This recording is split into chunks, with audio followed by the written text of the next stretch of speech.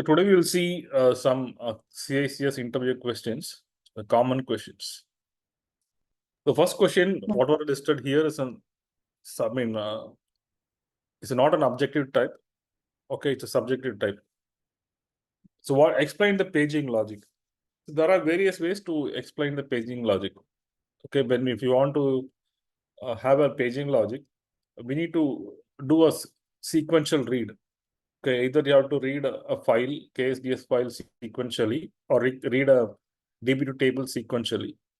If you want to read a file, KSDS file sequentially, the file should be already allocated with browse option, and you should write commands like start browse and read next or read previous and end browse and reset browse.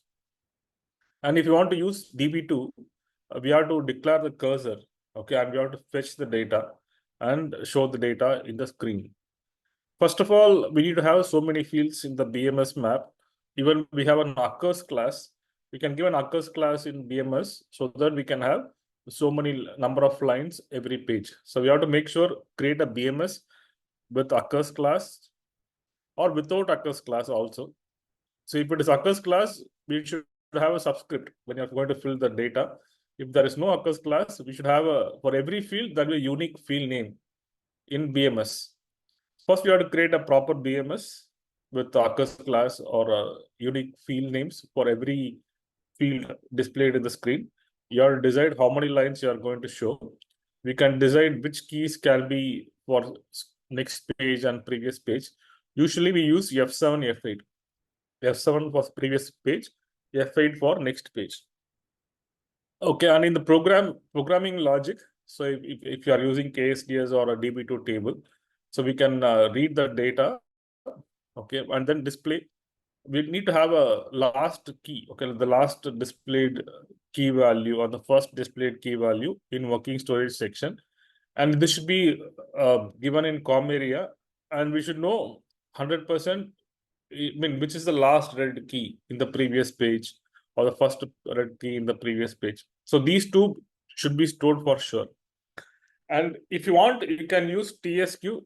In fact, TSQ is much better. Okay, or we can store data in COM area also. So generally, there's a rule in software industry. If you read anything, okay, we should not read the same thing again. Okay, because it's an unnecessary IO call. Suppose if you are reading a data record from a KSDS file, if you are reading a row from a DB2 table, okay, we should not read the same data again. Because if you are going to read the same data again, it's an unnecessary IO call. So instead, what we are going to do, we can store those data either in COM area in a table format, or we can store data in TSQ, which is much better and easier. Okay, in TSQ, we have item number. Through item number, we can easily go back and forth.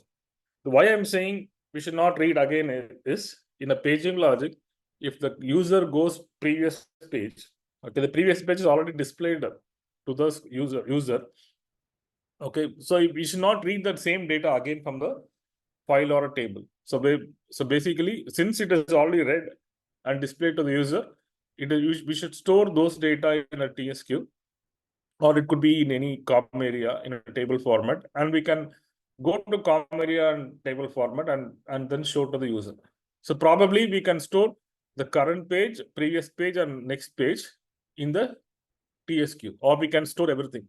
So we have to come up with the proper logic where we need to, whenever we do IO call, we should store those data in a COM area or in a table format, or it could be stored in a paging in a TSQ. And we should keep track of what is the first record and last record every time. And when they press F7, we have to read the data in such a way, okay, from TSQ. Okay, and then we can display. So assume the data is already displayed. If the data is not displayed, we have to read from a file or a table. If it is already displayed, we should read from TSQ. So it's a little bit complex logic. So we should make sure the BMS is proper, and we have to keep track of the first record, last record. And first time we are going to read from the file or table, and second time onwards, when the user presses F7, F8 and coming back and forth, we should make sure get the data from a TSQ, okay, or an internal table stored in COM area. So if we will discuss on paging logic, probably I'll have a separate video on paging logic in detail with a sample program. Okay. So what is a handle? So basically handle condition. So the CICS will be handling any exception in 3 different ways. Okay, suppose we generally write CICS commands embedded in a program.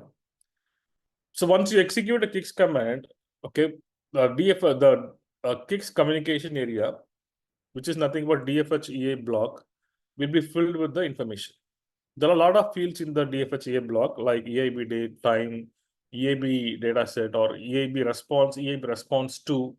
So these are some fields which will be filled for every CICS command.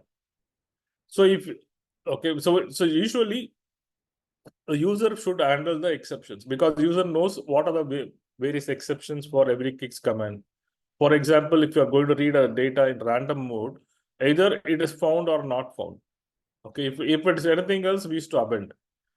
Okay, if you are going to read data sequentially, okay, like read next command, we are going to go to end of file. Okay, either successfully, which is normal condition, or end file. If it's anything else, we have to make sure append. So we have to handle the condition. So after a CICS command, if you don't write anything, okay, don't write any, if you don't check for the EIB response, okay, for like if EIB response equal to 0, take this action. If you don't write those commands, CICS will handle the exceptions. And CICS will create a dump, okay, and we have to go to dump and see what has gone wrong. It is very difficult to go through the dump. Another way is we used to have a common handle conditions, okay, for all the CICS commands in programs. These handle conditions are usually written in the first para of the program after procedure division. In the procedure division, the very first paragraph, we write handle conditions. So any exceptions, okay, we have to make sure, understand what are the different exceptions that can come in all the CICS commands in the entire program. And we have to list down all the exceptions and we have to point the exceptions to a paragraph. Okay, and when this exception occurs in a CICS command, okay, it will be routing to that paragraph. Okay, routing to that paragraph. And if you don't write handle condition, for example, okay, and again, as we discussed earlier, handle condition can be ignored by an ignore condition. Okay, and if there's a subprogram, we have push handle and pop handle also, which will be ignoring the previous program's handle condition. Okay, that is out of scope as of now, but handle condition can be ignored by an ignore condition. So if you don't write handle condition, the best way to handle exceptions is to store the response code in a field. Okay, we used to define a working storage field of S9 of 9 com. Okay, where in which we store the response code. For every CICS command, we write a command. Okay, for every CICS command. So we write resp equal resp bracket some response code. Okay, WS response code. So this response code will be X9 of 9 com. Okay, and we have to check the response. If this response, if WS response code. Okay, basically the value of EIB response will be stored normal. Yeah. Okay, and we can call a function. Okay, data facility holder response of normal. Data facility holder response of normal or data facility holder response of not found, etc. can be handled. Okay, so this WS response code is a working storage field. Okay, we used to declare in working storage with S9 of 9 com as a picture class. And for every this will be given for every CICS command. And CICS will fill, okay, CICS will fill EIB response, the EIB response to WS response code. Okay. So if you write RESP in every CICS command, CICS will know we are notifying the CICS that we are going to handle the exceptions. So CICS will not handle. Okay, even if you don't want to, if you want to append, you can also append. Okay, exec CICS, the command is exec CICS append. If you want to have a append code, say for example, append code 30.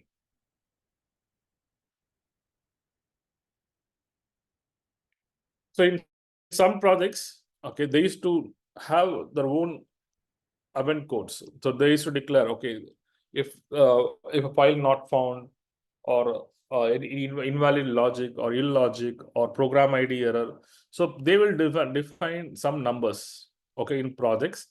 So these numbers, once you see, you'll know immediately what has gone wrong. Okay. So the third question is, can we use QSAM in CICS? QSAM basically stands for Queued Sequential Access Method. So as far as I know, a PS file will have QSAM access method, and VSAM file will have VSAM access method. So access method means these are some system programs which decide how to access the data. For example, if you want to access any PS file, we are going to access in sequential mode. Okay, if you are going to access the data in a KSDS file, you can access either through directly through a data component or index component. Okay, based on whether you are going to read sequentially or randomly. So even in that case, we are going to use VSAM access method, virtual storage access method. So basically, access method decides how the data should be shown to the user. For example, if you take IMS DB database, the data will be scattered. Okay, we don't want to worry about how data is stored in hard disk or DASD. Okay, but we have to worry about how data is visualized. Okay, same way in DB2 table or any storage. Okay, we will not know how data is stored. Data can be stored in a 0 and 1 or in any other format. Okay, double hexadecimal in mainframe. So when it shows, it's going to be line by line, record by record. Okay, that is called access method. And can we use QSAM in CICS? We cannot use QSAM in CICS, as far as I know. What are different file operations in CICS?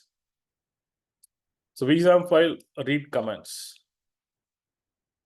Different file operation. File operation means either we can do a read, or it's going to be a write, or it's going to be a rewrite, or it's going to be a delete. So these are the major file operations. Okay, so we call as CRUD operation.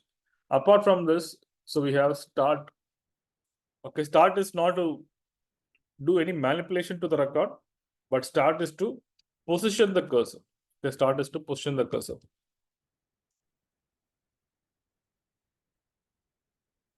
Okay, these are the 5 file operations in CICS. Okay, against the KSDS file. How to execute a CICS program? Okay, for any CICS program, okay, we need a transaction. We need a transaction code. A transaction code is 4 byte.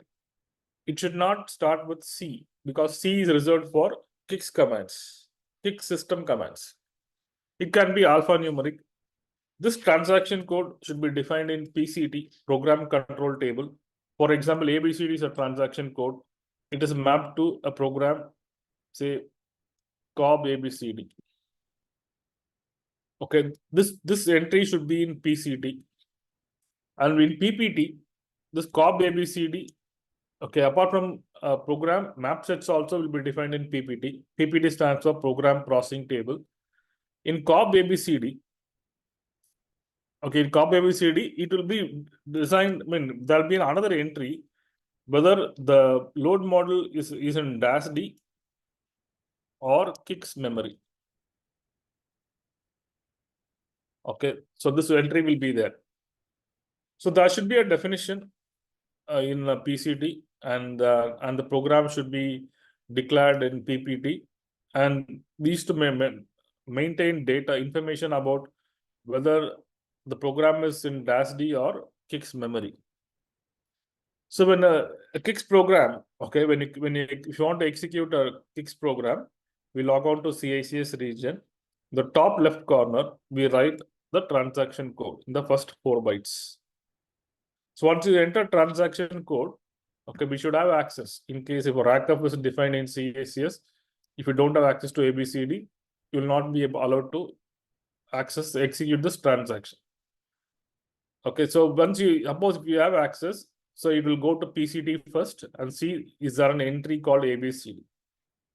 Then it will see which program is mapped to PCD, this ABCD transaction code, and then it goes to PPT and see whether the program is residing in memory or DASD. If the program resides in memory, it executes the version which is residing in CICS memory itself. It doesn't bring a fresh copy every time from DASD. Okay, if the program is residing in memory, CICS memory, it directly executes that load module version. It doesn't bring a fresh copy. Since it doesn't bring fresh copy, normally when you write a program or change a program, especially, and if you compile and create a new load, we used to give a fresh copy. So we gave CEMT set program new, okay, or new C program, something like that. So new C program or CMT set program new, what it will do is it bring a fresh copy from DASD to CICS memory. So once you type the transaction code and press the 8 key, which is enter key, okay, this kicks off the program. Okay, kicks off the program, and the cursor will be in procedure division and executes line by line. And this execute and it will create a task. Okay, there'll be a task ID. Okay, and the execution of this program is called a transaction. Okay, if you want to execute a CICS program, we need to make sure the table entries are there, like PCT, PPT entries are there. Okay, basically it should be defined by administrators and it should be installed by the administrators. So once it is installed, these entries are active. Okay, then we have to enter. So it should be a valid entry. Then in the task ID is created. Then execution of a CICS program or an online program is called a transaction. So this is all about how to execute CICS programs. Now let's see the next question. How to set the cursor in the screen? Can we set the cursors dynamically and how? So how to set the cursor in the screen? So usually we set the cursor, okay, through BMS. Okay, we have a field called IC. IC stands for initial cursor. So this is an attribute. Okay, this is an attribute which we are going to define for every field.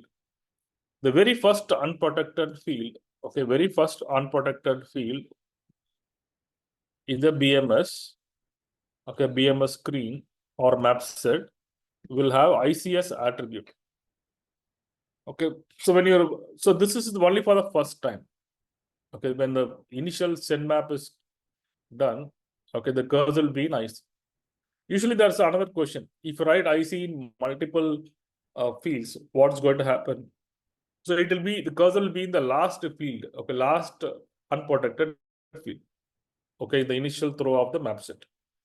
Usually we write only IC for the first unprotected field, okay, only for one field.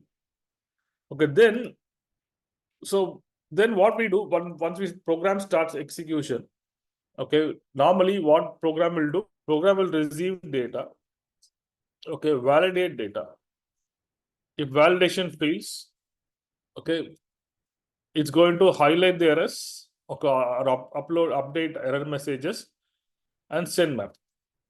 Okay, if validation fails, send map with error message. Okay, if validation is successful, it's going to process the data. Okay, these are the only two combinations, either validation fails or validation is successful. So process the data. Process the data means it can processing a logic and store the data in files and databases and send map with success message.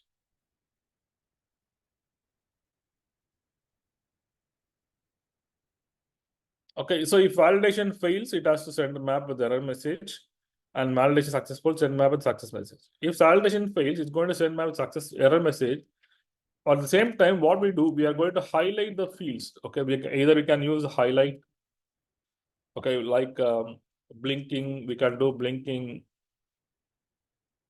a reverse video. We can change the color to red, etc. Okay, apart from that, we place the cursor. Okay, we place the cursor. Okay, again in the first error field. Okay, it could be, there could be multiple errors. Okay, multiple errors. Okay, for example, if you are writing a phone number, the format is incorrect. Or if you're trying to write alphabets in a zip code. So all these are some errors. Okay, so we can highlight the errors and change the colors if you want. And all these can be done dynamically by changing the attribute of that particular field. For every field, there will be an attribute byte, okay, which will be defined in symbolic map. We should make sure move proper value. Okay, so the value will be in DFH, BMS, CA. Okay, if you go through the copybook data facility holder basic mapping support, okay, I think communication area. So here there are multiple fields with different values. Okay, it's very easily readable. We have to move the proper field to the attribute byte. Okay, so that it's highlighted and the cursor is present. Okay, I highlighted, not the, for the cursor, what we are supposed to do, we have to move -1 to the length field. To the length field, okay, of the error field. For example, if the error field is, say, zip code, okay, suppose this is the field name, okay, the length field will be zip L. Okay, the length field will be zip L, okay, it will be S904 com in symbolic map. Okay, for every field, there will be multiple fields. For example, zip I, which is the input field, zip F is a flag, zip A is an attribute, zip L will be length field. And apart from that, we have zip O, which is the output field. So when you receive the map, data will be in input field. When you have to go into throw the map, you have to move data to the output field. A flag is used for different purpose. An attribute byte should be changed whenever there's you're going to change the attributes like unprotected to protected. You have to change the intensity like normal to bright, or bright to normal or dark. If you want to change the colors, highlighters, you have to change this field. The field with AS suffix. And if you move -1 to this zip L, okay, if you suppose you have this is the error field, you have to move -1. So this is one way where you can set the cursor dynamically. So the initial cursor is set through IC attribute. Okay, in when you're defining the map set, when if you want to change the cursor dynamically, you can use a simple way is to move -1 to length field. So we have to basically move -1 to the first error field. If you move -1 to multiple fields, okay, it's going to be the last field. Okay, the last field, whichever you have moved, that field will be the cursor will be in that field. So normally that is the reason in project people will be writing like this. Suppose you have 5 fields. Okay, name, address. Okay, say zip code for example. If you have validations for all these 3 fields, for example, generally we don't have validations for name and address. Suppose let's assume we have a zip code and let's have a phone number.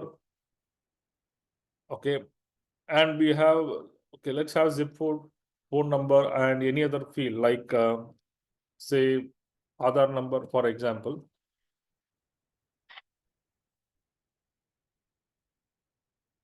Okay.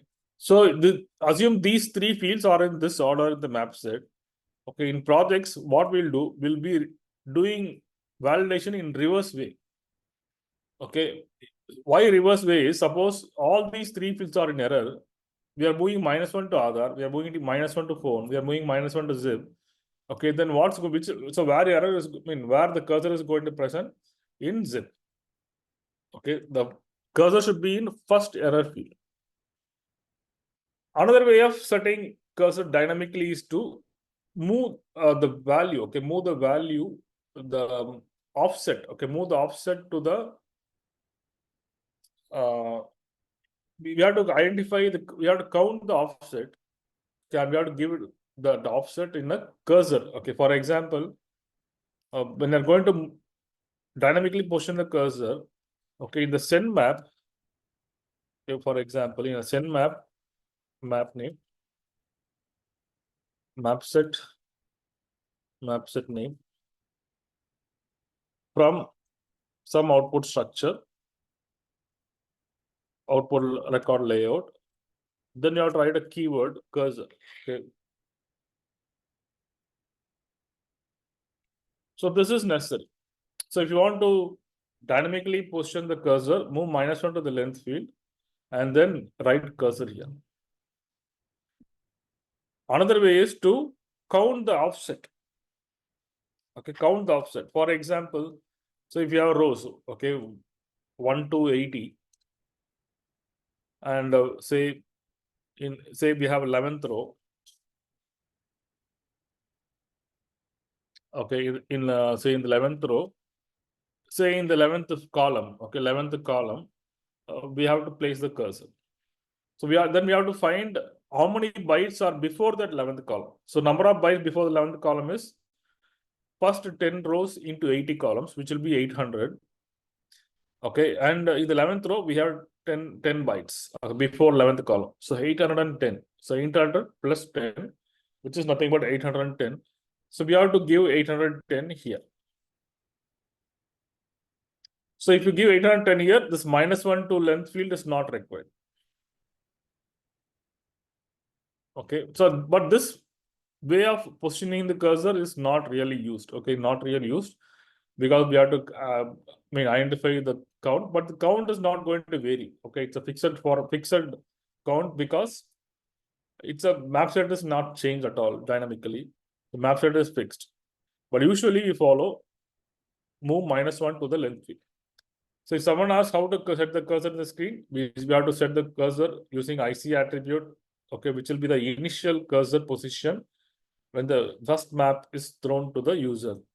And the map cursor can be changed dynamically, okay, by moving -1 to the length field of the error field, and then add cursor as a parameter in the send map. So then it is going to place the cursor in the error field. So this could be the answer. About skipper and stopper field. So skipper field, okay, the skipper field will skip the cursor, okay, to the next unprotected field. Okay, stopper field will stop the cursor from overwriting. So these are must. Usually, if you have multiple unprotected fields, after every unprotected field, we write a skipper field. Okay, in the last unprotected field, we write a stopper field. Okay, basically, a skipper field will have 1 byte, okay, which is hidden, and it will be the attribute will be a skip. Okay, and the attribute for a stopper field will be protected. Again, it's a 1 byte field. It is a hidden field. So these are fields which are written, which are defined after any unprotected field. So if you have 5 unprotected fields, the very first four unprotected fields will have a skipper field, and the last unprotected field will have a stopper field. Basically, skipper field will take the cursor to the next unprotected field. and stopper field will stop the cursor then and there. Okay. Suppose if you write a skipper field in all the 5 fields, suppose we have 5 fields in a map set, 5 unprotected fields in a map set. If you write skipper field for all the 5 unprotected fields, after you type, the user type the data in the last unprotected field, cursor will automatically move to the first unprotected field. Okay, it keeps on going back and forth. So it is very easily can be understood if in the login screen. Okay, when you log into the mainframe, okay, you are giving user ID and password. So when you write password, the cursor will, if you write 8 characters, cursor will automatically take to the new password. Okay, it keeps on moving here and there. So basically, that's because they have a skipper field. So both these fields are must. If you don't write skipper field, okay, there'll be a data overflow. Okay, the cursor, the data will be overflowing and it will never stop. So these fields are must for any unprotected field. If you want to see how data is going to overflow, okay, you can just try that without writing a stopper field while defining a map set. So let's see the next question. What is MDT? Can we set this even field? Can we set this even field is not entered? Yes, we can change the MDT dynamically during the execution of program. So we have specific fields defined in DFH BMSCA. Okay, so we have to make sure move appropriate field so that MDT can be turned on or off. MDT stands for modified data tag. Okay, it will have value either 0 or 1. For example, an attribute byte which is stored hidden in the screen. Okay, every field, it could be a data entry field or display only field in the map set, will have 1 byte of attribute. Since it's 1 byte, there are 8 bits. Okay, 8 bits. The last bit is nothing but MDT. It will be, if it is 0 or 1, it will be either 0 or 1. Generally, MDT will be on when user types data in the unprotected field. Okay, or MDT will be on if you write fset as an attribute while defining the field. While defining a field in BMS, write fset, MDT will be always on. Okay, if you write or if user types data in the unprotected field, MDT will be changing from 0 to 1. Basically, what is MDT? It shows, it signals, okay, data is changed, okay, in the screen. So basically, when the data is changed, the data is sent to the program. Okay, the data is sent to the program. Okay, so generally, for example, if there are 25 fields, unprotected fields, okay, data, which is nothing but data entry fields. Okay, so suppose a user types data for all 25 fields. The very first time, first 25 fields are correct. Okay, or remaining 5 fields are incorrect. Okay, because it failed validation. Okay, next time, so first time when the program is starting execution, okay, all values of 25 unprotected fields will go to the program. Program will validate each and every field. Okay, there could be complex validation also. The validation can be against, they can search the data in the table also, database, or it could be a file. They could call a program and validate. So there could be complex logic involved in validation. Assume 20 fields are correct and 5 fields are incorrect. Okay, we are going to place the cursor in the first unprotected error field, and probably if you want to change all the 5 fields as red, you can change. Okay, and give a proper error message to the user. Okay, now user is going to change only this 5 fields which are incorrect, because these fields are already correct.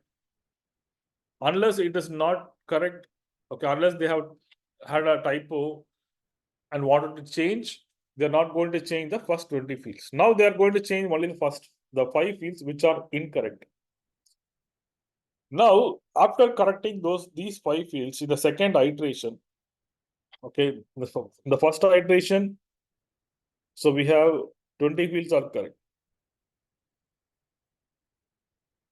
Now in second iteration,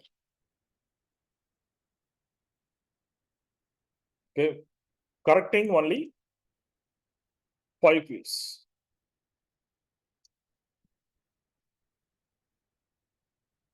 So now the program will start execution. Now program, if what will happen? Okay, if you write if the MDT is on always, so there'll be 25, all 25 fields will be validated again. So this is waste of time. This is waste of time. Okay, suppose there are 25 error fields, and every time there is one error field, and the program will be very slow. It's going to do the same work again and again. Okay, basically, if you want to write a program properly, so what we are supposed to do, we should not validate the 20 fields which are already correct, having correct values, and we should validate only the 5 fields which are changed by the user now. So for that reason, what generally we do, okay, we don't give offset in projects for any field. Okay, when user types data, MDT will be on. That 25 fields data will come to the program. Okay, in program we'll be having logic. Okay, if say for example, zip I is greater than low values, then do validation. Okay, I'll tell you why I've given low values. Suppose now what will happen? Okay, suppose if suppose in the second iteration, suppose the 20 fields which are correct, okay, these are not changed by the user. The user is going to change only the 5 fields. So these 20 fields will never be transmitted to the program if you don't write fset. If you don't write fset, okay, if you don't write fset in any field, okay, now user is going to type correct only these 5 fields. Now the data will be there only in these 5 fields. Okay, the data will not be there in this 20 fields. So for example, zip I is already having correct values. Okay. Now if data is not there, the default values will be low values. Okay, the default values will be low values. So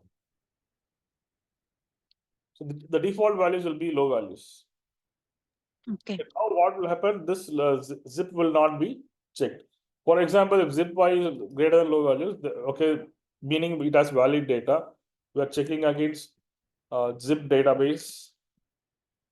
Okay, and it could be a zip module, which is a complex module, and then it comes back. Okay, now if you have MDT, okay, if we just have we don't have fset, generally we never have fset.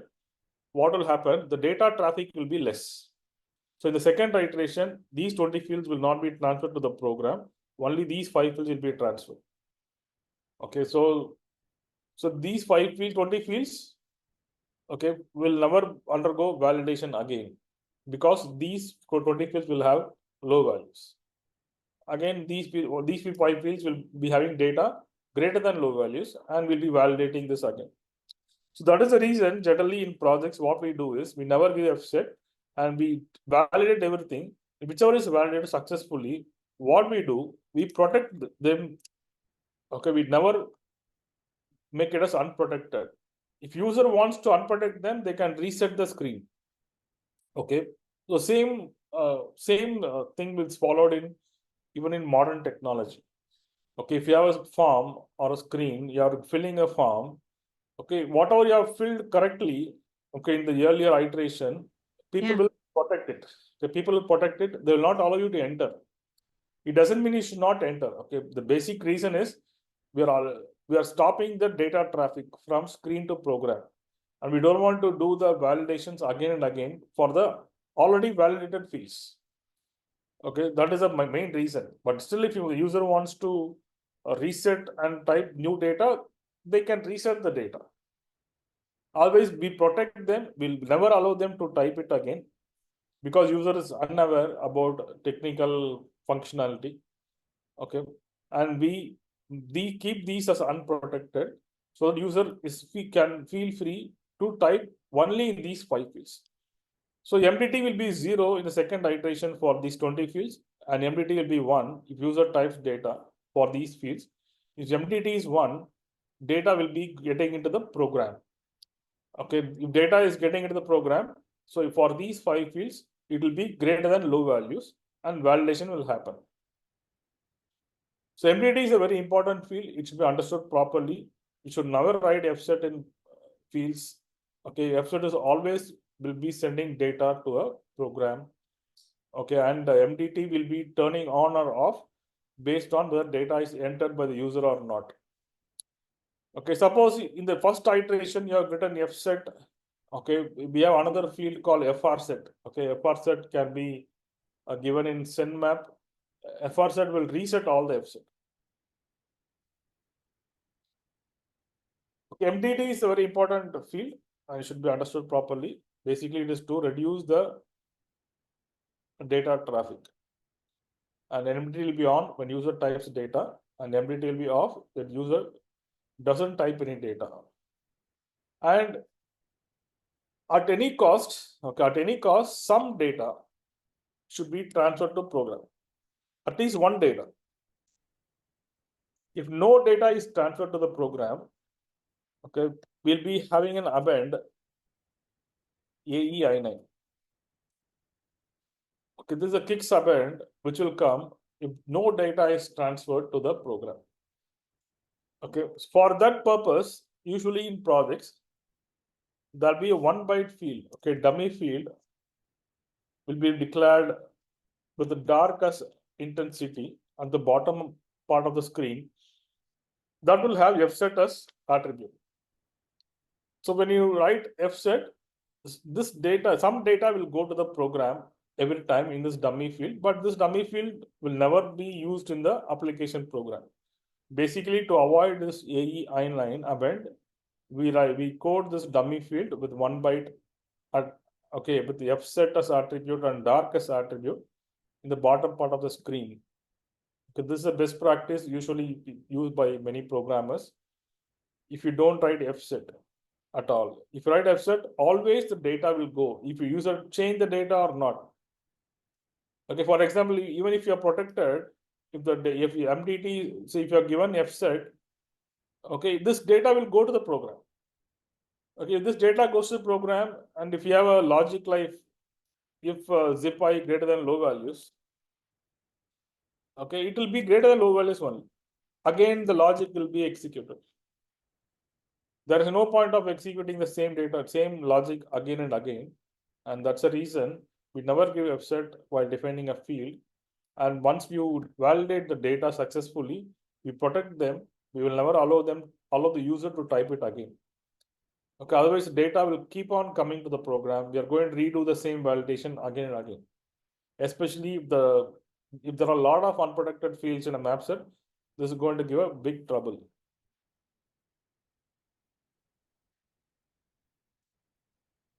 So I just discuss about paging logic and what is handle condition and QSAM, how to execute CICS programs.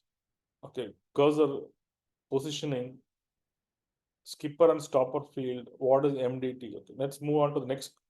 What is a terminal? Okay, a terminal is a TN3270 terminal. Okay, it'll have a terminal ID. Okay, we have even this terminal ID will be stored in EAB TRM. Okay, EAB TRM ID, I think. This is presently a DFH EA block, which is a CICS communication area. So like you can establish multiple sessions, okay, multiple sessions to a server.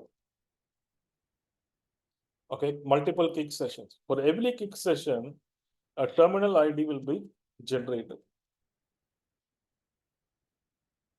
Okay, so this is like a client server model. So you have a client which is connected to a server, and everything happens inside the server.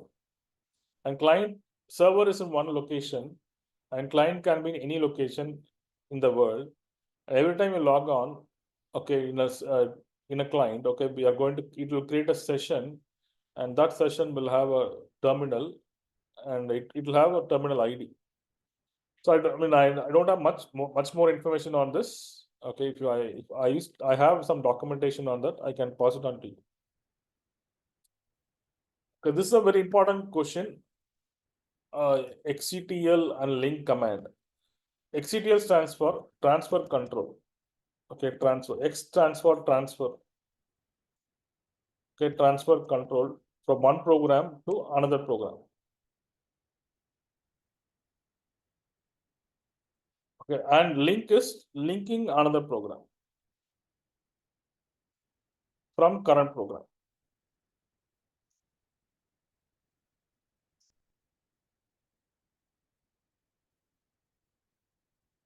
So usually a CICS is running in a logical level. Okay, logical level 0. Okay, a CICS itself is running as a job. Okay, suppose we have IBM mainframe, we have operating system. Okay, the latest operating system is 3.1, and the latest hardware is Z16. Okay, even 3.1 have a GUI. Okay, GUI TSO ISPF, where we can click, and everything is like Windows. Okay, Windows mode. It's the latest version, and in this version, in this JES is a subsystem, JES 2 or 3, the subsystem we used to call as secondary subsystem. Okay, in fact, this is a primary subsystem. Okay, primary subsystem which is running as a job. Okay, which is running as a job. Okay, it's running as a system job. Okay, any job will be we can see it in spool. Okay, we can go to spool and see the jobs. This will have a different job ID, STC. STC is some number. STC means started task. Okay, and the user, when user logs on, it will be TSU, and when user submits a job, it will be job with a number. So started task, and under the started task, a kick subsystem, which is secondary subsystem, will be running. A CICS administrator will be starting this CICS subsystem. Say CICS A, assume is a region. Okay, they'll be writing /start CICS as a ZOS command in HMC panel or SDSF panel. Okay, or they can execute a job which will be invoking the CICS region. Okay. So when the CICS region is up, the CICS region is running in a level called logical level 0. When any command, okay, any command is executed, okay, like a program or a command or program is executed, say program A, it's running in a level 1. Okay, it's running a level below the higher level. So level 0 is a higher level. This is a lower level. Suppose now, if you want to transfer data to another program using link and XCTL, okay, if you write XCTL, it's going to transfer control to another program in the same level. Okay, it's going running in the same level. Before that, I'll just explain why XCTL and link are required. Basically, in CICS, which is a real-time OLTP, online transaction processing, we used to have small programs with small functionality. We don't write all the functionality in same program. This becomes complex to maintain. Even if you want to change the program, okay, if it's a big program with plenty of functionalities in the same program, we have to have only one programmer. Okay, there'll be a delay in execution. Okay, the delay in coding and testing. That's the reason, and that's another reason we split the programs in multiple functions. In each and every functionality will be in one program. That will make program to is more maintainable. Okay, and if we have any changes, okay, that could be multiple programmers can work at the same time. And since the programs are splitted into, when functionalities are split into multiple programs, calling the program is very common. So these are two commands which are used to call program. So if you use link, okay, it's like a subprogram. Okay, it's like calling a subprogram using static or dynamic call. Okay, basically link will link another program in this, okay, in a level below. Once the program ends, the control comes back to the original program. Okay, basically it will be linking one program to another program. Okay, and once the second program ends, the called program ends or linked program ends, the control will come back to the linking program or calling program. So why are linking? So basically to do some functionality. While linking, we send some data in COM area. Okay, whatever changes being done in the linked program will be reflected in COM area automatically, because we send the COM area is basically, okay, by address. We are going to send the address of the COM area. So any changes done to the COM area in the linked program will be reflected in the linking program automatically. Okay, assume like a subprogram, like a dynamic call. So in a linking program, okay, suppose program A is linking program C. Okay, program C will be running in a level below than program A. Okay, a level below, which is level 2. Suppose program A is linking program C, it's passing some data in COM area. Okay, program C will be running in a level below than program A. So when do you send control back? If you want to send control back, okay, we have to just give return command. Okay, CICS and return end exit. So a return command will return control, okay, a level above. If you write return command in program C, it sends control to program A because program A has linked program C. Okay, so link is very simple. You write command as link program. Okay, we have to give within quotes program C. And if you want to have COM area, you can write WS COM area. Okay, this is a embedded CICS command.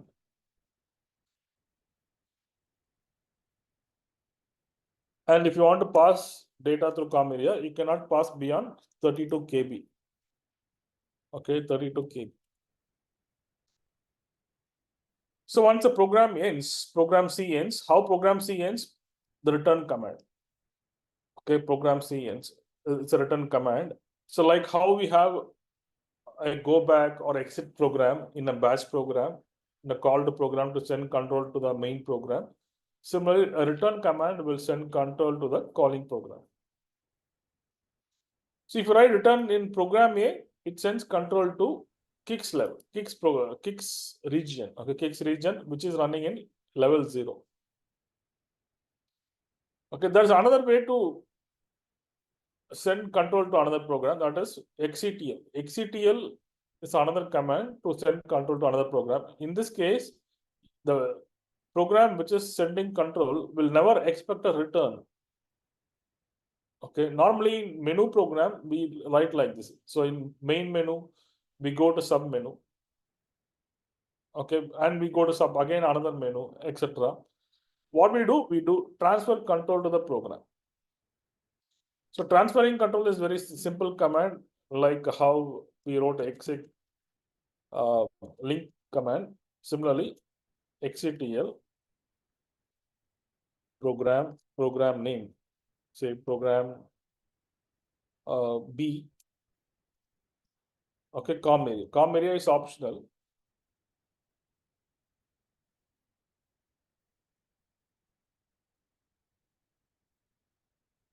Okay, so a return command in program B will send control to logical level 0.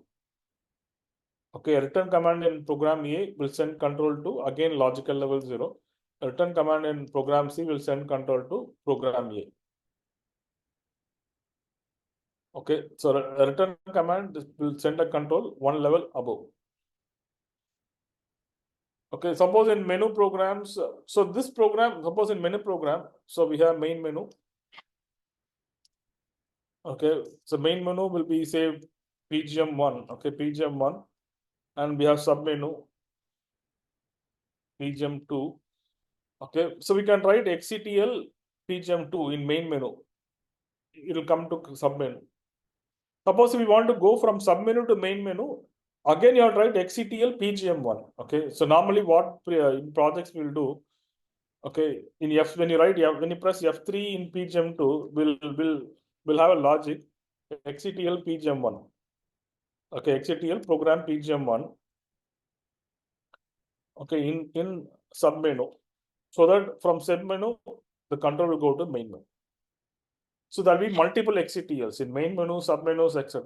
So XCTL is just transferring control. You can transfer control from one program to another program, okay, in the same logical level. So when someone asks what is XCTL link, basically these are used to transfer control to another program. XCTL will transfer control to another program in the same level, while a link will send control to the level below from the current level. A return command in linked program will send control back to the calling program, while the return command given in XCTL will send control to the one level above. One level above could be a CICS region.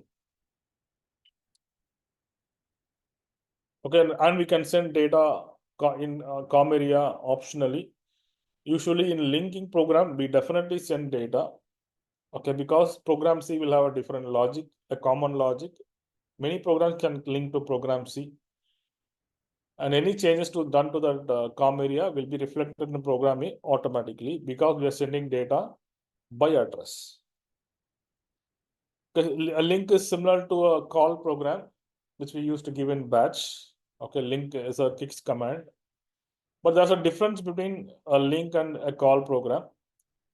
Okay, a call program can be given in only one region. Okay, one region. For example, if you have CICS A, multiple region, CICS B, CICS C, for example.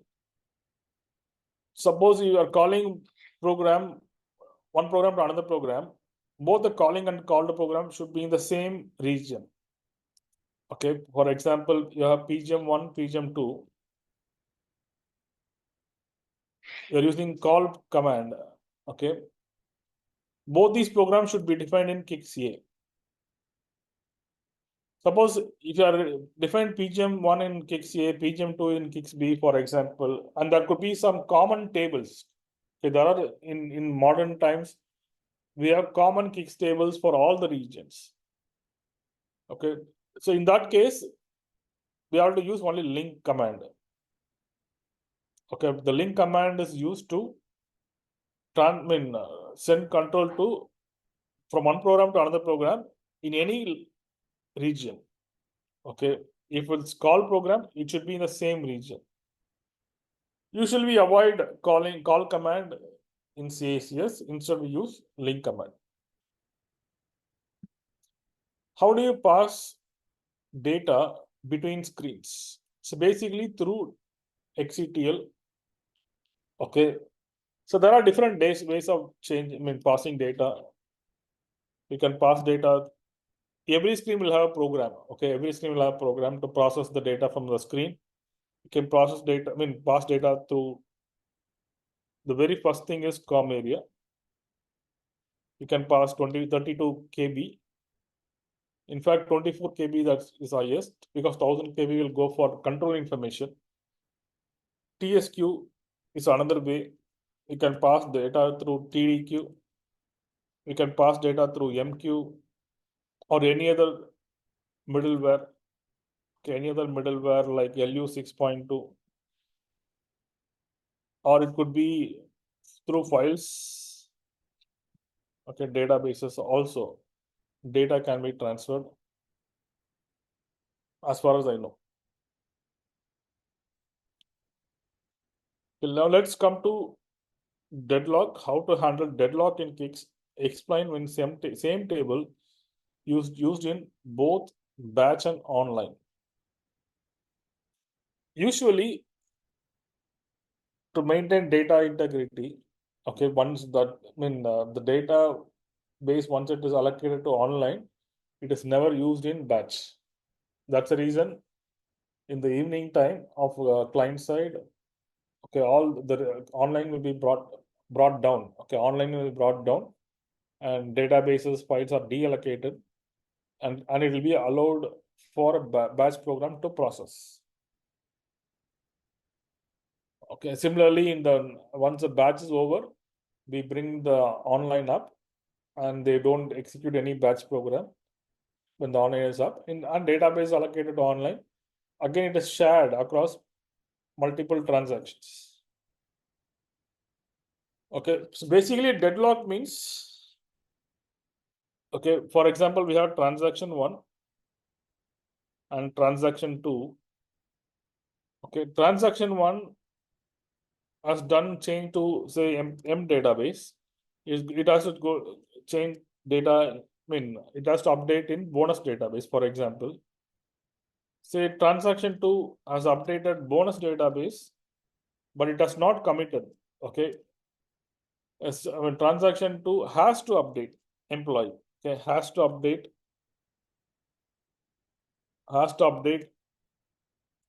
and waiting. Okay, it has updated successfully. Can say updated, that's all. Okay, it has updated, but how, when it is successful? When the commit, okay, implicit commit or explicit commit is given. Okay, say a return command. Okay, the return command will give an implicit commit or sync point in CICS. So this transaction has updated this. It has not committed. It is waiting for bonus to update. Similarly, it has updated bonus. It is waiting to update the data in M table in any specific row. Okay, if both the rows are in same page, okay, basically a DB2 will be in pages, like how we have book, okay, pages of data. Okay, if the data is in same page, okay, then what will happen? Okay, this transaction will be waiting for this transaction to end, because this is waiting for to update bonus. This transaction is going to as updated bonus, it's going to wait for transaction 1 to end. Okay, again, nothing, forget about pages of data. Let's make it very simple. This transaction has to wait for transaction 2 to end. Similarly, vice versa. Transaction 2 has to wait for transaction 1 to end. So this will be an indefinite wait.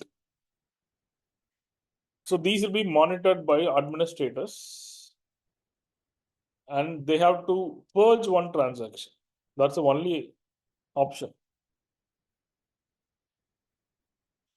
They have to purge one transaction.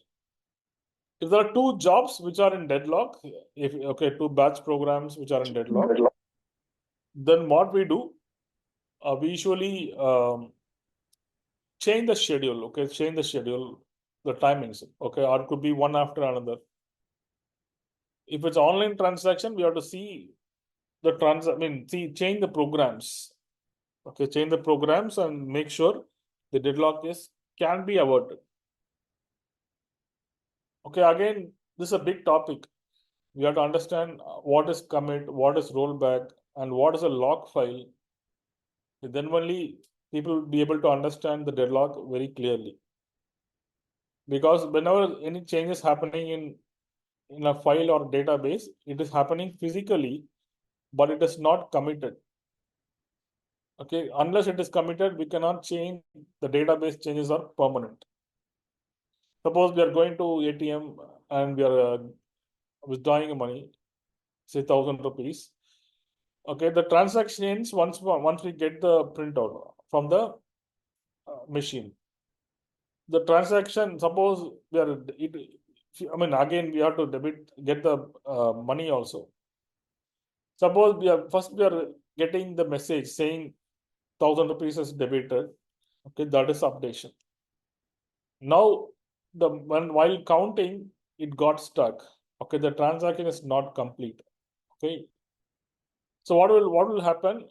There will be an implicit rollback. Okay, now whatever updated will be rolled back. Now it is going to credit. So again, rollback is going to happen based on the data in log files. So we have to understand what is a log file, how data is going to be entered in log file, and what is a commit and rollback very clearly. Then we can understand deadlock properly. And we have to understand how data is really stored and used. For example, if you have a file like KSGS file or a database, this is in dust. Programming running in main memory, okay, or a CICS memory or random access memory. We call it as main memory. Dash D is like ROM. Program is running here, a bash program.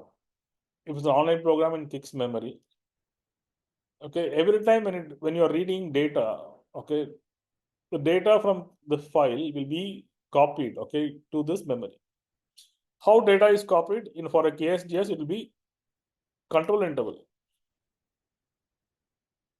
Every CI will be copied. So control interval by control interval. And in a single CI, there could be plenty of records. Okay. So if one person is updating that CI, if another person is trying to update the same CI, okay, the earlier transaction is waiting for a long time. The second transaction also has to wait. So unless the first transaction ends, another person cannot update the records in the same CI. Similarly, data in DB2 also, okay, it will be pages of data. And we have different locking mechanism, okay, like isolation levels. Okay, usually the default isolation is cursor stability. So if you write CS, which is a default level, it's going to, wherever the cursor is present, okay, that page is locked. Okay, if another person is trying to access that page, they have to wait. If the lock is retained for a long time, that can wait for a long time. So we have to understand all these completely, then we can understand deadlock very clearly. But on a high level, there are two transactions, okay, and both the transactions are waiting for other to end, okay, because the resource which is required by this transaction to complete is being held by another transaction and vice versa. And this wait will be indefinite, and the administrator should see this condition and force one transaction to end. And then programmer should see how to avoid this. Okay, now let's see what is BMS, basic mapping support.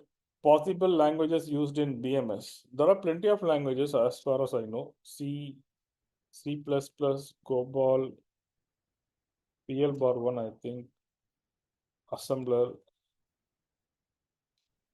I think Java also. I have a list of programs in a PPT. That PPT has the languages that can be used in CICS.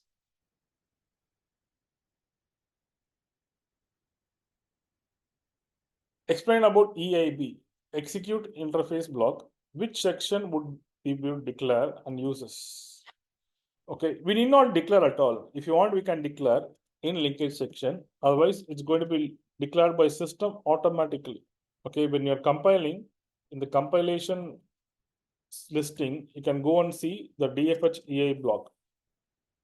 Okay, it will have different fields like EIB date, okay, time, etc.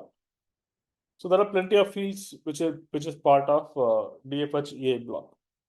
Okay, and the important fields are EIB response, Okay, EAB, DAB day, DAB time, EAB response, all these are important fields which can be used to check whether the commands are executed properly or not. So basically, DFHEA block is nothing but CICS communication area.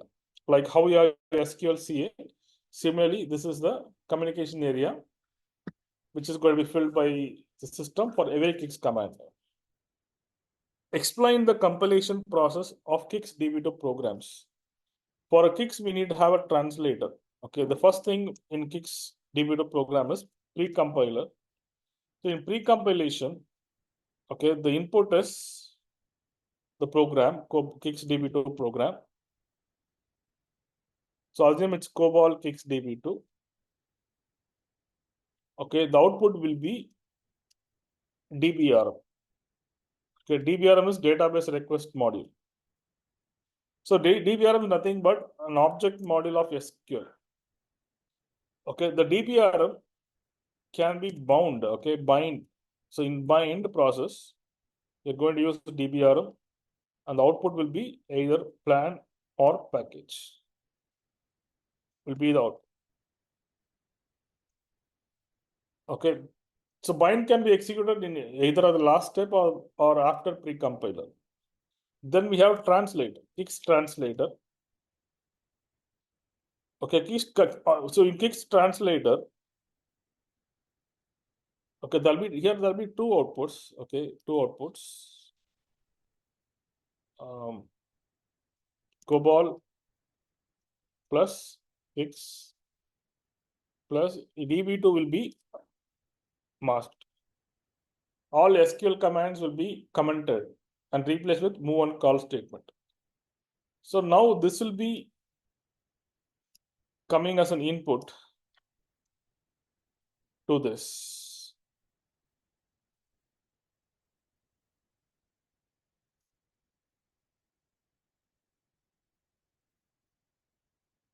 Okay, the COBOL plus CICS plus the DB2 masked. Masked means basically the DB2 is commented, replaced with move and call statement will be the input. Output will be, okay, the COBOL, okay, plain COBOL statement,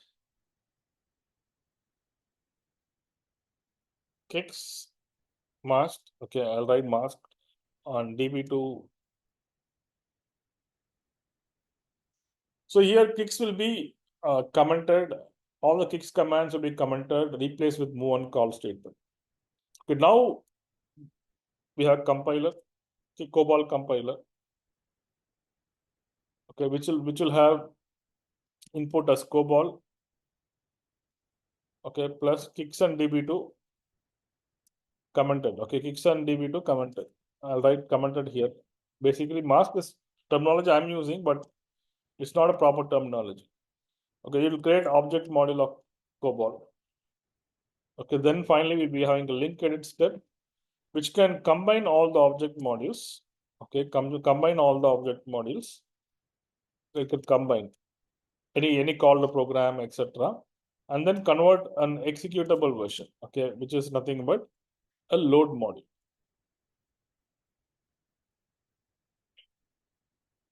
So if you want to execute this program, we need two important things. One is a plan or a package, then load module of CICS. So there are 5 steps involved in CICS DB2 compilation process. One is pre-compiler. Then after pre-compiler, we have bind. Or after pre-compiler, we can do translator, compiler, link edit, and finally bind. That's how it's been followed in projects. So what are the different features of CICS? If someone asks what are the different features of CICS, CICS has multiple features. Okay, it can provide an environment to execute online programs. Okay, it provide file management services. Okay, it provide terminal services. Okay, it can provide database management services. Okay, it can provide storage management.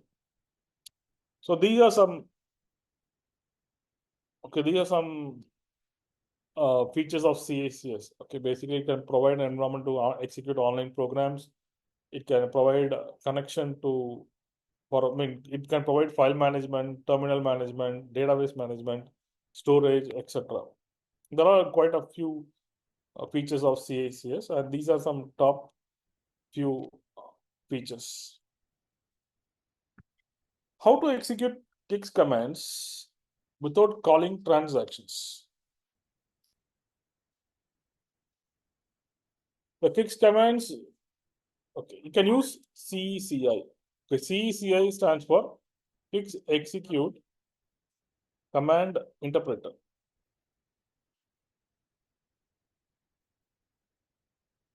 Okay, so for example, if you want to test a map set, you write CCI, then CICS command. Command is send map, map name, map set name.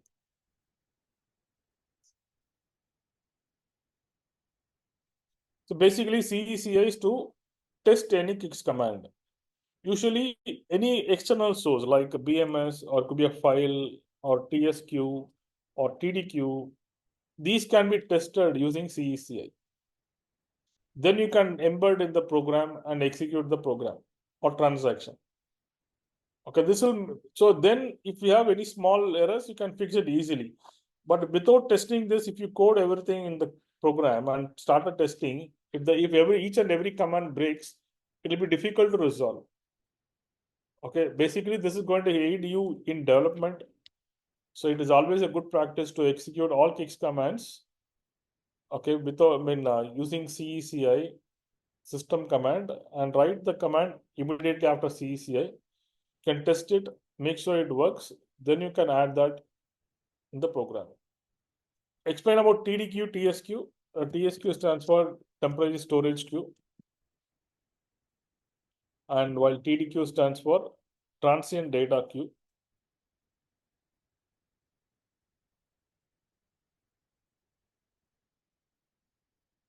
So for these are used for primarily storage and transfer data to another program. TSQ can be used for transferring data from one program to another program. Okay, apart from COM area, we can transfer data via TSQ also. So in TSQ, either you can create a TSQ dynamically, or you can define a TSQ in a table called TST, temporary storage table. Okay. So dynamic, usually when there are commands called write queue. So when you write queue, it will create a table automatically. So we can store data in a TSQ. A TSQ will have a name. Okay, usually we'll add terminal ID and transaction ID along with some alphabets. Okay, etc. So the naming convention varies project to project. The name can go from 8 bytes to 16 bytes, and we can do a sequential processing and random processing using TSQ. We can rewrite the data in TSQ. Okay, a TSQ will not be deleted unless we delete the TSQ with the delete queue command. Otherwise, the TSQ will be there forever until a CICS admin deletes explicitly. So a TSQ usually is created dynamically when you create an execute write command, and we can read the data any number of times. Okay, we can read data any number of times. We can do both sequential and random read. Random read can be used through item number. Okay, the very first record is called, will have item number 1, second record item number 2, and so on. Using item number, we can record randomly. And if you want to rewrite, you can rewrite. The data can be transferred from one program to another program through TSQ, but both the programs should know what is the TSQ name. And finally, you have to make sure you delete the queue if it is no longer used. While TDQ stands for transient data queue. Okay, we have to define in DCT, destination control table. That'll be a 4-byte field, usually alphabetic field, and generally we store data in TDQ, and we to either to kickstart a transaction or we to kickstart a job in TSO environment. So the TDQ, there are two different types of TDQ. One is called intra-partition and extra-partition. So usually the intra-partition TDQ will used to have we used to trigger a transaction. We used to call as ATI. ATI stands for automatic transaction initiation. Okay, when you have a depth of say 10 records, it will trigger another transaction. The TDQ can be defined in DCT as an intra-partition TDQ with an ATI of 10 will trigger one transaction. Okay, similarly, if it defined as extra-partition TDQ, it will be used to trigger a job. Okay, in batch. A TDQ, so a TDQ should be defined before. Okay, it will be defined in the system permanently. You can write the data in the TDQ. You can read the data. Once you read, the data will be deleted. Okay, it's called a destructive read. That's the reason it's called transient. Transient means it's temporary. So it's a destructive read. You cannot rewrite like how in TSQ. Okay. And finally, you have to delete TDQ. It's not going to delete the TDQ. It's going to reclaim the storage. That's all. Basically, when you read, the data will be lost. Okay, and you have to delete to reclaim the storage. So if someone asks about TSQ and TDQ, both are used for transferring data from one program to another program. Usually TDQ is for triggering a transaction or submitting a job. There are two different types of TDQ: intra-partition, extra-partition, and the data will be read destructively, and it should be defined before. A TSQ can be created dynamically. Okay, you can write data, and once you write, it's going to create the TSQ, and you can read any number of times. It's not a destructive read. You can also change also, and you can read sequentially and randomly. And finally, you have to delete for sure. Otherwise, it will be retained in system. Here in TDQ, we can't do a random read. Okay, these are something about TSQ and TDQ. What is the command to return from subprogram to main program in CICS COBOL? Okay, CICS COBOL, we can use return command. In COBOL, we can use either exit program, okay, in exit program or go back. Usually we write only go back, okay, in batch program, in batch COBOL.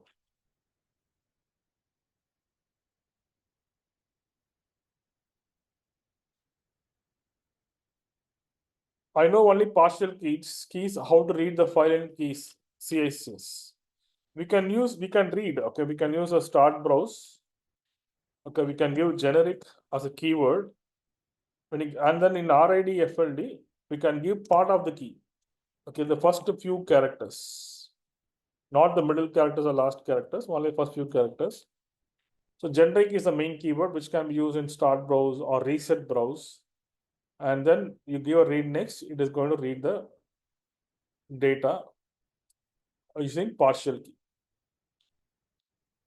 What is STI in CICS? I think ATI, not sure, or STI also I've heard, I'm not sure about that. ATI is nothing but automatic transaction initiation for in a TDQ, which is defined as intra-partition.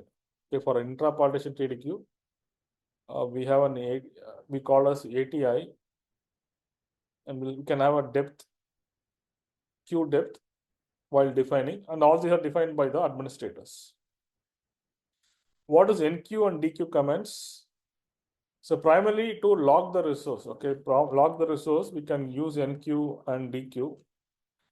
Generally in TDQ, it is used, okay, if a TDQ is shared resource across many transactions, okay, we have to log the data lock the resource using enqueue. Okay, then we can dequeue for unlock.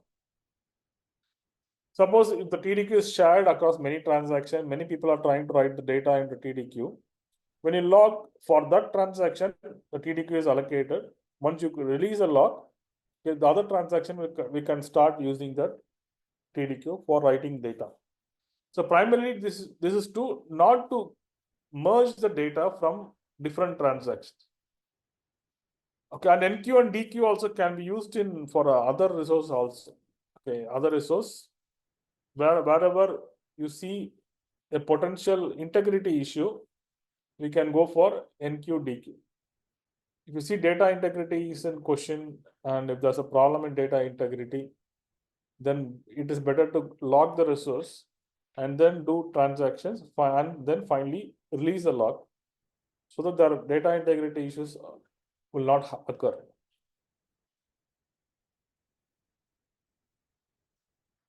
How to use commit and rollback in CICS? Primarily, commit is done by sync point. Okay, we used to call sync point. CICS.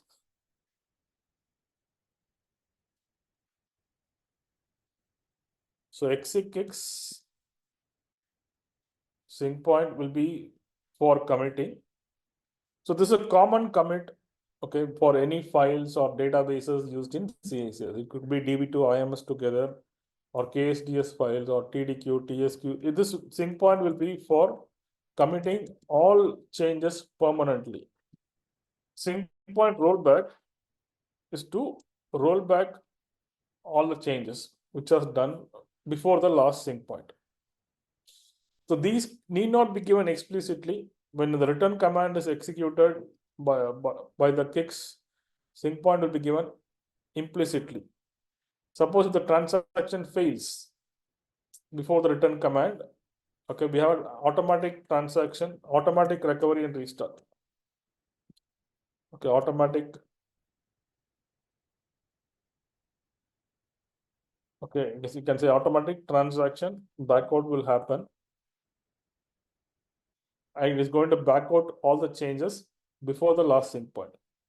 So these commands need not be given explicitly because CICS take care automatically. When the return command is executed, CICS will be executing sync point. When transaction fails, okay, we can when transaction happens, okay, the automatic transaction backward facility will roll out everything. How to print reports in CICS? Usually will be done through a batch. Okay, a TDQ will be defined as extra partition via spool commands. Okay, spool open, the spool write.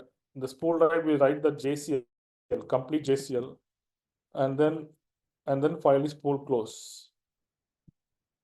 Okay, and then the data will be pointed to sysout. Okay, sysout equal to, for example, A points to printers. Okay, sysout equal star means it will be in spool. So sysout will be routed to one character, and that character denotes it is routed to printer. So these were done in olden days, but not used nowadays. Explain some CICS events. Can we show user-friendly messages while events? How? CICS events, APCT means program is not defined. Program or map set not defined. ABM0, map name incorrect, instant map, or receive map. Okay, ASRA, data exception. You have an incorrect numeric data in a numeric field. Okay, the data numeric field. And then we have AEI9. Okay, the map fail condition. If no data comes to the program, you'll have map fail condition. So these are some common events, and there are many more events which can come. Can we show user-friendly messages while events? So if you append we can show user-friendly messages. I mean, like when you append with app code, you can give an append code, and we can, okay, well, for every append code, there could be some means there'll be some meaning for every append code. Okay, so so it is always better to handle the exceptions by us. Okay, we can avoid appends also. We can avoid appends also. If you don't give append, we are going to avoid append. But only problem is there could be could be integrity issue also. So better we should append whenever is required. We can't show very friendly messages like how we show in batch program, where we display everything and then finally call the append routine. Okay, here we can, if you want, we can, in some projects, they used to write all the error messages, okay, in a TSQ or a common TSQ, okay, and then they append the program. So there are chances. Again, it varies based on how, or our ancestors have written in the same project. If there's a proper design, in some design they have written any appends, common appends will be returned to a file, okay, or it could be it could be any other TSQ, and there'll be an online screen to access that specific file or data file or a TSQ. There we can see all the messages. Append looping, I'm not sure about what is append looping. What happens to TSQ, okay, used by multiple transactions? How to handle when appending? What happens to TSQs used by multiple transactions?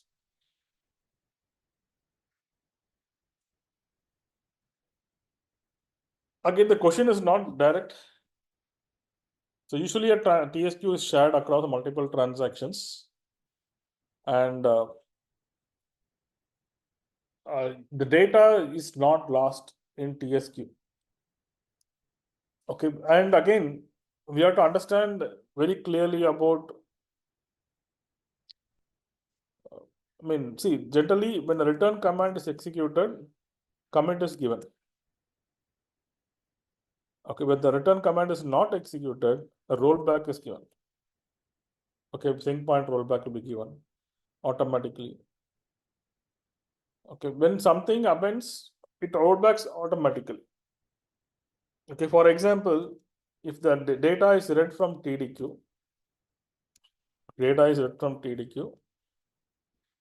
so what does it mean? It's a destructive read. Okay, destructive read. Now while processing,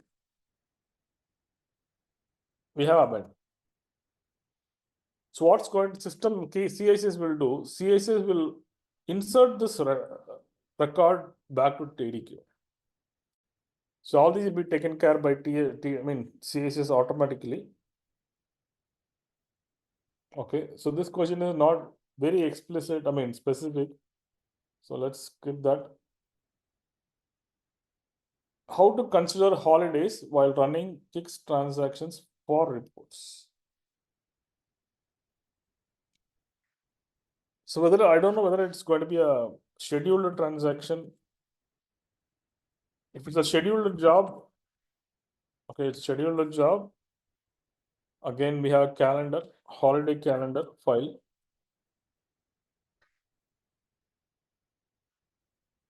So all these are done by schedulers.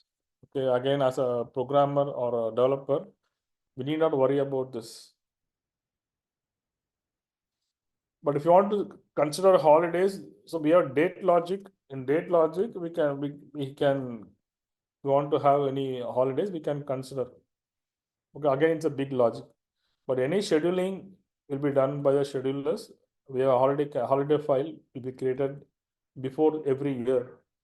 Okay, before the year starts, and they'll upload into the any software. Okay, it could be a control M, or a CA7 or any software, OPC. So that will take care of scheduling. So we not worry about any scheduling in CICS. How to set up a new transaction in CICS? So basically, we need to define the transaction in PCT, program control table. Okay, and we have to link the program. We'll give program name and transaction name. Assume ABCD is a transaction, prog ABCD is a program. Then we have to define the entry in PPT. Then we have to install both PCT and PPT entries. And usually everything against a group. Usually the group will be your user ID. So we have defined and installed in PCT and TPT. In PCT, we'll be defining transaction against a program. In PPT, we'll be defining only the program. Command to get system ID, user ID.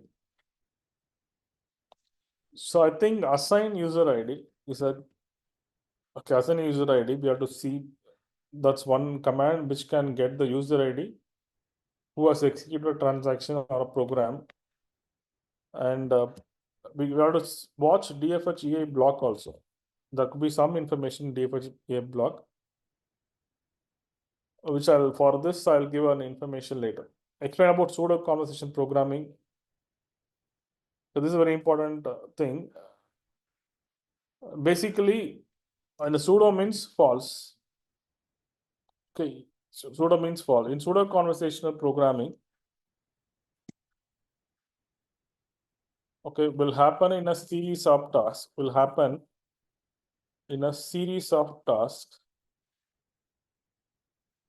Okay, and it looks like a single task. Okay, a proper conversation is a single task, but this will happen in a series of tasks. It looks like single tasks. There'll be a continuous conversation. So there'll be a conversation between user and program. Okay, there'll be a pseudo programming technique will happen in a series of tasks. And it looks like a single task. Okay. So it looks like there'll be a conversation between user and program. So user is going to use mapset to send data to program. Program will process the data, send back the response. Okay, send the response. I'll write like this. It looks like continuous conversation. So it looks like a continuous conversation between user and program. But it's not a continuous conversation. Okay, but it's not a continuous conversation.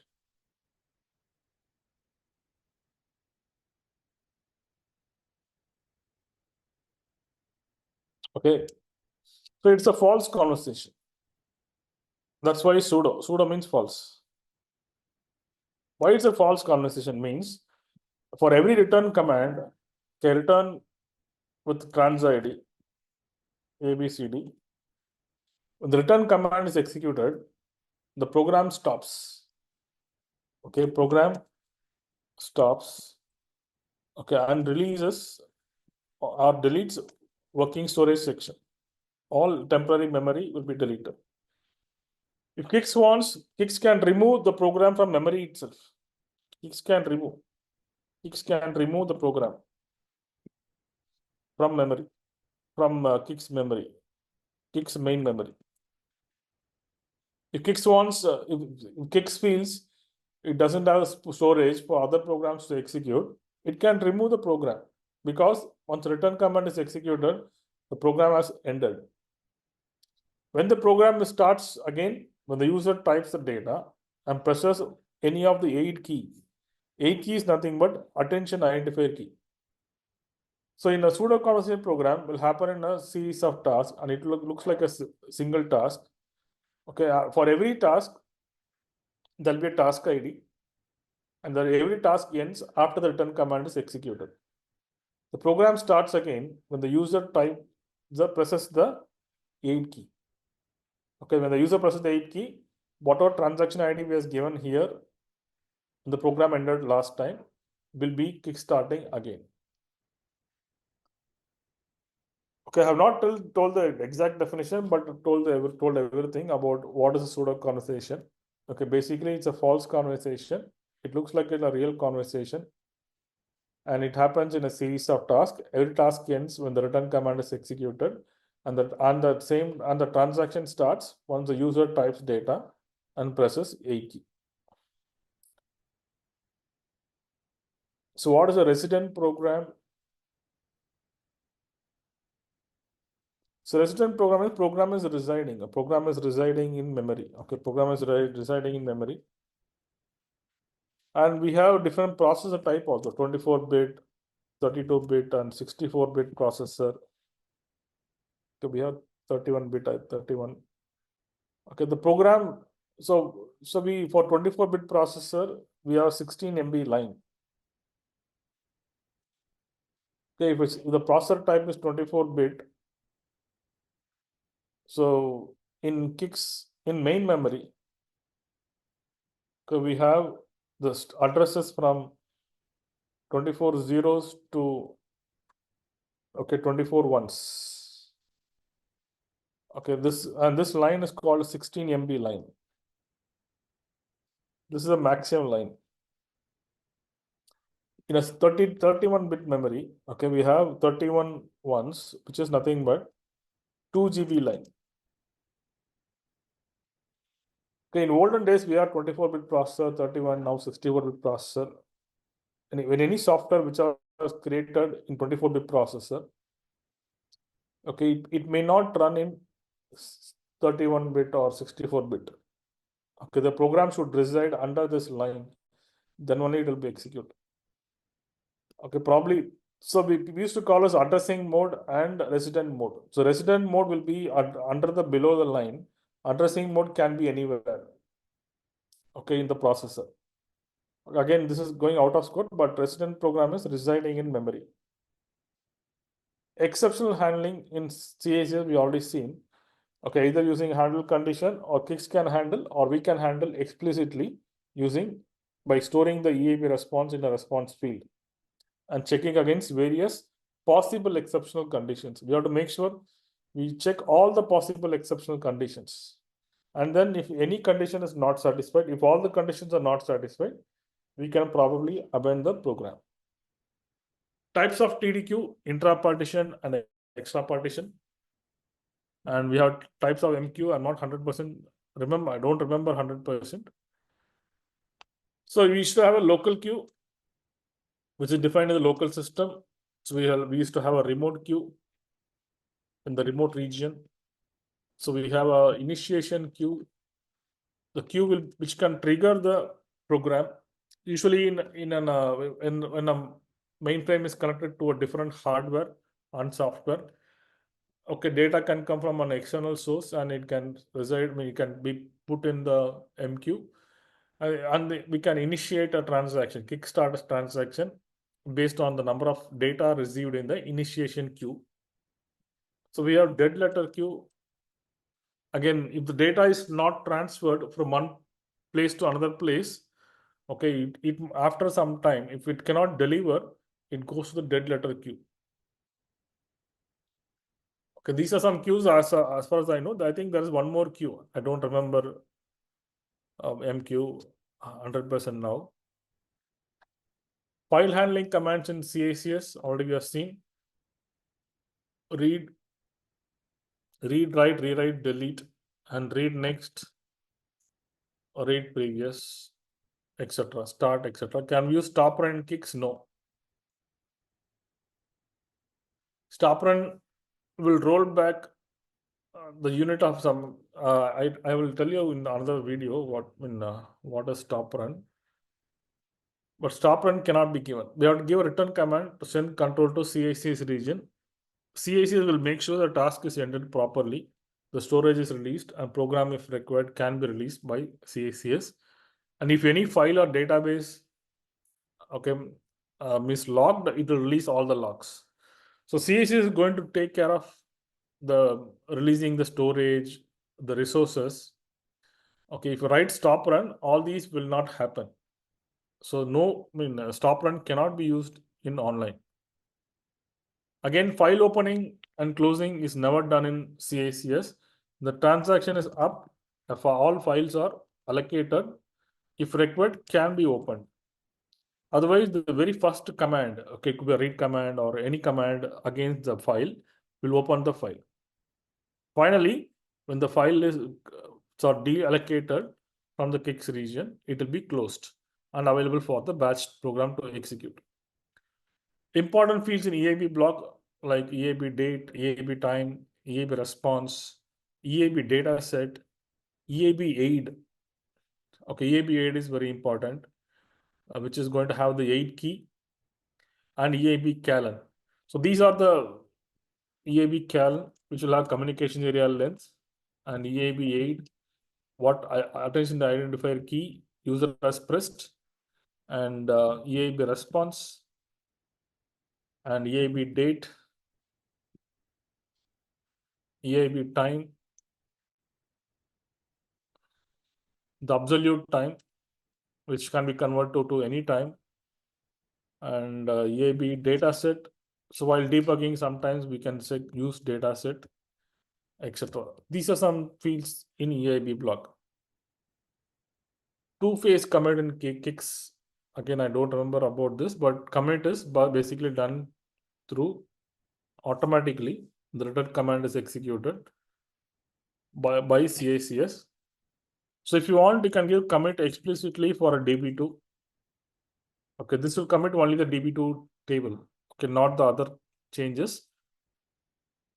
Okay, but again, this is risky because we should not have any partial updates.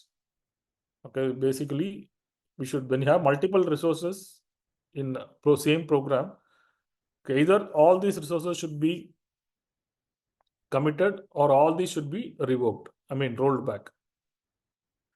Should we use new copy after changes in file data? No. A file is not required. For program, new copy is essential to bring a fresh copy from load to memory. What are different table definitions? PCT is for program control table. Transaction should be defined here. All the map sets and programs should be in PPT, program processing table. All the files should be in file control table, FCT. So we should have logical file names against the dataset name. And any external rows like IMS should be defined in resource control table, and TDQ defined in destination control table. If you have permanent TSQ, should be in TST. So these are some tables which are very common. Okay, where we have to define all the entries, and it is done by CICS admin. ASRA is a data exception. So basically, it's nothing but SOC 7 in batch program. So when you have a non-numeric data in a numeric field, and if you're doing any moving or any computation, addition, subtraction, multiplication, or whatever, you'll get ASRA.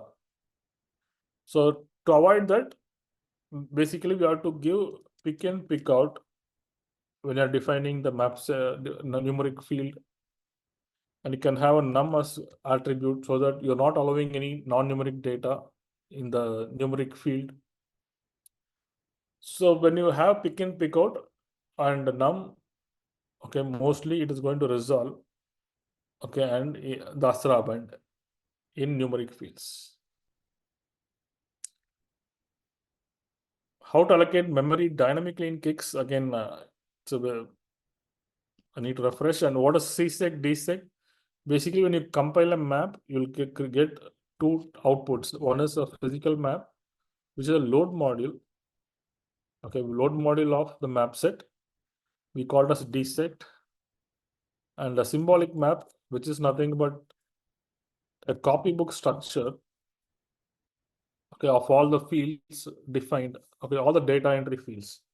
It could be an input field or an output field. We'll have an input and other attributes our different fields like I suffix, O suffix, E, F suffix, etc.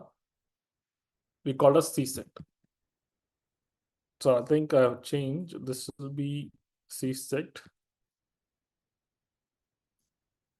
This will be D set.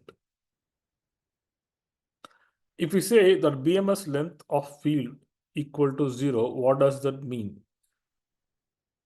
So when the length is 0, okay, for example, when the length is 0, so as I said, it's a zip field, it will have zip I, okay, zip L, zip F, okay, zip A, zip O.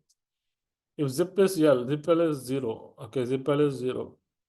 It means user has not entered, okay, user has not entered any data. So basically, the length field can be used to check whether user has entered data or not, okay, by checking the field length against 0. Same length field can be used by setting -1 before the send map. Okay, this is after receive map. Okay, this is after receive map. We can check the length. If the length is 0, user has not typed the data. Difference between P and PF keys. PF keys are nothing but function keys. F1 to F12. Okay, F1 to F12, and in fact F24. So function keys F1 to F12, and if you write shift to F1, it'll be F13, shift F2, F14. Similarly, alt keys. Okay, we write the alt keys are nothing but PA keys. So these are really not used nowadays, okay, because these were keys in the original keyboard, okay, when mainframe monitor and keyboards were used. Okay, after the last 40 plus years, okay, we had Windows keyboard, and these in these keyboard we have only first 12 function keys, and even if you press shift and F1, it's nothing but F13. So all these keys are available where we can define a functionality for every function key. Okay, so nowadays it's never used. CICS transaction initiation process. I'm assuming ATI or automatic transaction initiation or CICS transaction initiation process. So I have to check.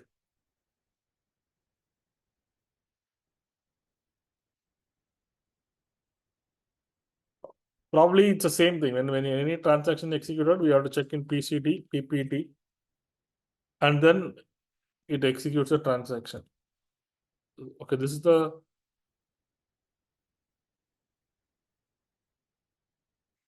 so these are so this is the it goes PCT, then PPT, then it execute transaction.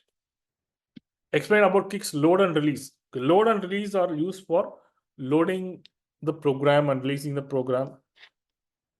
Okay, this is for again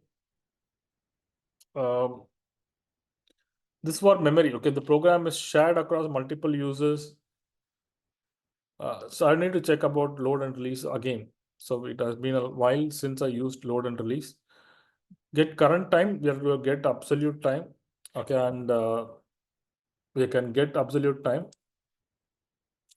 and then format the time. Okay, we have to format time. These are commands available. Okay, we can receive absolute time and then format time, and this time will have, we can set the, it will have the dates also. Okay, it will have date and day, etc. So all these can be used. There are plenty of formats available. Okay, we can change to any format. CICS translator. Translator is primarily to convert all CICS commands to move on call statement and comment out all CICS commands during the compilation process. What are different types of CICS map definition fields? So map definition fields, that's what we used to have a I suffix, length, A, F. Okay, and this will be input structure. In output structure, C, O, C and H. I for input field, L for length, A for attribute, F for field flag. Okay, flag, this flag will be hexadecimal 80. Okay, hexadecimal 80. When the user presses end key in keyboard. Okay, these are some very rare scenario.